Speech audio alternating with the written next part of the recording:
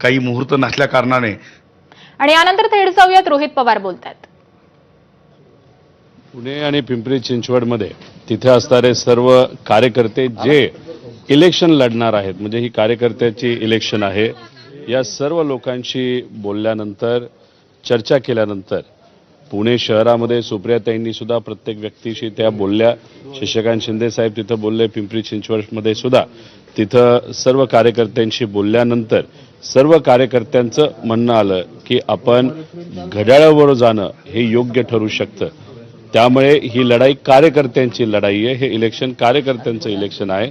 त्यामुळे पुणे आणि पिंपरी चिंचवडमध्ये राष्ट्रवादी शरदचंद्र पवार पक्ष कार्यकर्त्यांचं समजून घेऊन ऐकून घेऊन त्यांच्यासाठी आम्ही दोन्ही पक्ष हे दोन्ही महानगरपालिका एकत्रित लढणार आहोत. काल बारामतीमध्ये याबद्दल काही चर्चा झाली का? कारण शनिवारी दुपारपर्यंत आपल्या पक्षाचे लोक महाविकास आघाडीसोबत चर्चा करत होते.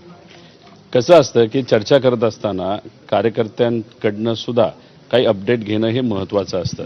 त्यामुळे समजा महाविकास आघाडीच्या सर्व नेत्यांबरोबर चर्चा झाली.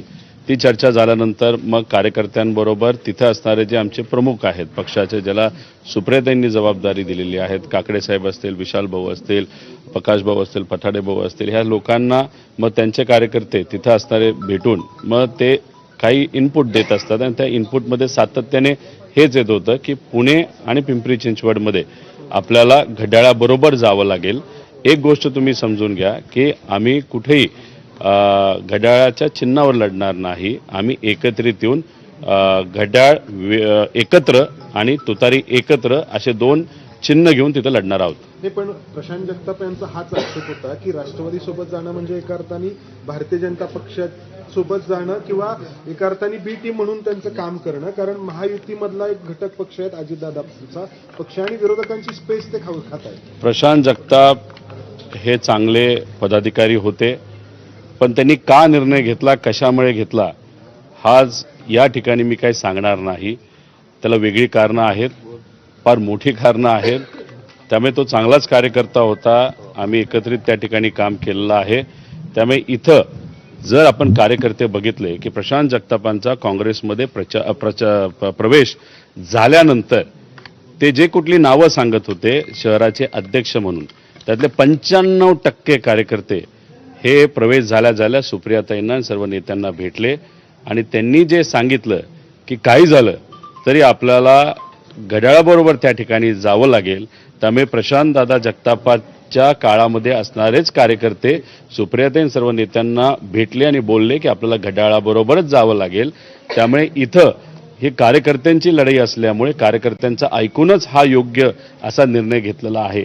आणि मला एक गोष्ट सांगायची आहे की आपण टी व्हीवर दाखवत असताना दोन पवार एकत्रित आले, हे कितीही खरं असलं तरी खरं जर बोलायचं झालं आणि प्राधान्य द्यायचं झालं तरी शरदचंद्र पवार राष्ट्रवादीचे कार्यकर्ते आणि घड्याळाचे कार्यकर्ते हे एकत्रित आलेत, हे पहिली गोष्ट. आणि त्यांच्यासाठी हे निवडणूक योग्य पद्धतीची व्हावी आणि बलाढ्य शक्तीच्या विरोधात लढणं ते सुद्धा महानगरपालिकेमध्ये सोपं जावं यासाठी हा पूर्णपणे निर्णय घेतलेला आहे. दोन्ही पक्ष एकत्र येत आहेत पुणे आणि पिंपरी चिंचवडच्या शिवाय. वेगळं समीकरण वेगळ्या शहरामध्ये त्या ठिकाणी आहे. तुम्ही जर बघितलं असेल टी व्हीवर बघत असताना एकनाथ शिंदे साहेब आणि अजितदादा याच्यामध्ये कुठंतरी काही गोष्टी पटत नाहीत अशी अनेक वेळा आपण चर्चा ऐकलेली आहे. पण नाशिकमध्ये अजितदादांचा पक्ष आणि एकनाथ शिंदे साहेबांचा पक्ष एकत्रित आलेला आहे.